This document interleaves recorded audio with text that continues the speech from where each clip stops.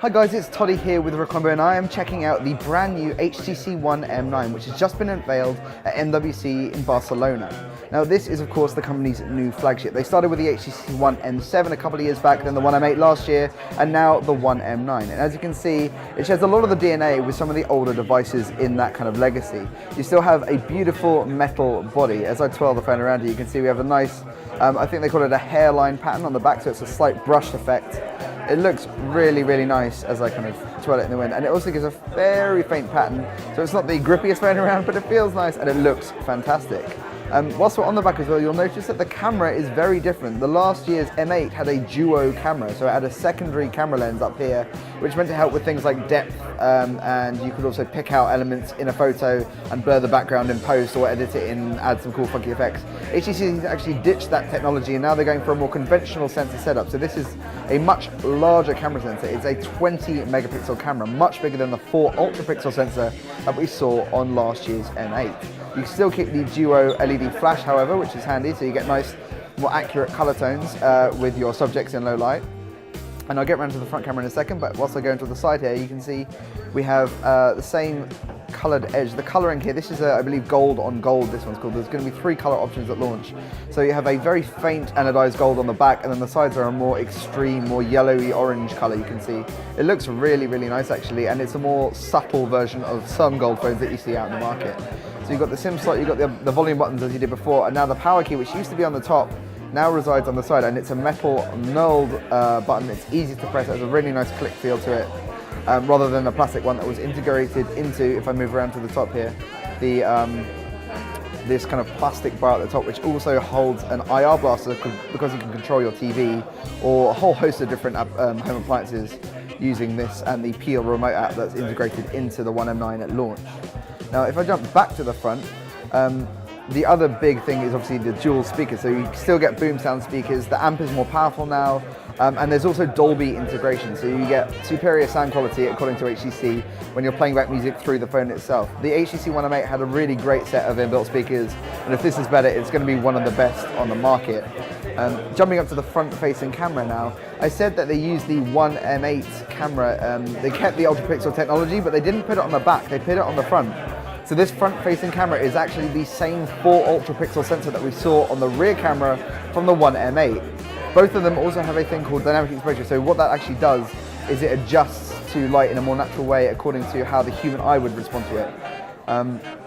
We also have, of course, the display. Now, that should be bright enough for you to see, but it's a very pretty screen. It's not 2K, it's not Quad HD like we've seen from the LG G3, from the Samsung Galaxy Note 4. It's still a full HD panel. It's a beautiful 5-inch full HD panel, similarly to what we had on the One M8, but it looks just as good, just as sharp, just as bright, and I mean, unless you're an absolute pixel junkie, it doesn't look like they needed to make it any higher resolution. It's so sharp, and the colors look absolutely fantastic.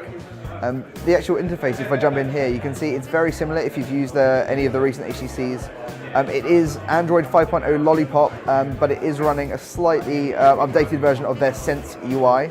So some of the tropes are the same. You pull down, you get the notifications panel. If I swipe that way, you'll still have Blink Feed, which is like a aggregated news feed, but now it's Sense 7. So there's a few tweaks, namely with the launcher, the actual apps launcher. So these 8 app icons here you can see, they'll actually change depending on the time of day or your location. So right now it's set to home because I've actually manually organized it to be home, and it's picked some applications that it thinks I might want to use at home. But I can manually tap this button and choose out, home or work.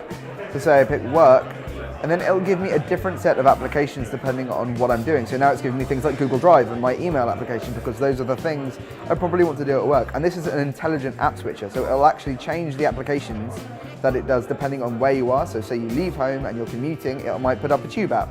Or if you want to pin an app so that it doesn't change even when the other ones do, you could set, for instance, Angry Birds here. And so you've always got Angry Birds accessible to you. The rest of the UI seems pretty similar, except there's now a thing called the Themes application.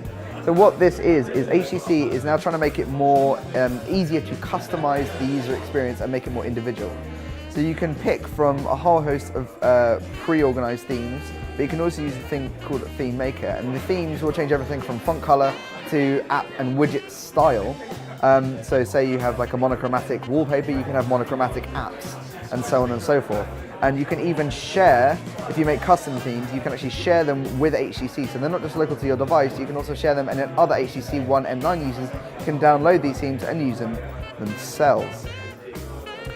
On the hardware side, on the inside, we have the latest Qualcomm Snapdragon 810 processor. We don't know the clock speed yet. This is still a developmental unit as well, so specs aren't absolutely final, but that's a Snapdragon 810, an octa-core processor, complete with 3 GB of RAM and 32 GB of onboard storage too. You also get the option of 100 GB of Dropbox for 2 years, just as you did with the M8. So there's loads of storage in this device and more cloud storage as well. Oh, and that reminds me of one more thing. Now, I don't think there are any pictures on this particular device. There's a couple here. There's my face. What you're actually able to do with the Photos app in the M9 is that you can actually reverse image search. So you can tag images and then you can find them based on a person's face, or you can search Facebook or Dropbox for photos you might have stored in the cloud, and it'll actually be able to source all those photos and aggregate them in a search feature. It's a pretty impressive feature, something we've seen from desktop applications and web services, but not really built into a smartphone. So the One M9 is one of the first devices to use that sort of technology natively. That is essentially the One M9 in a nutshell. So if you have any questions, drop us a line down below. Don't forget to check out recombio.com/mobile for more on MWC and the HTC One M9. Thanks for watching.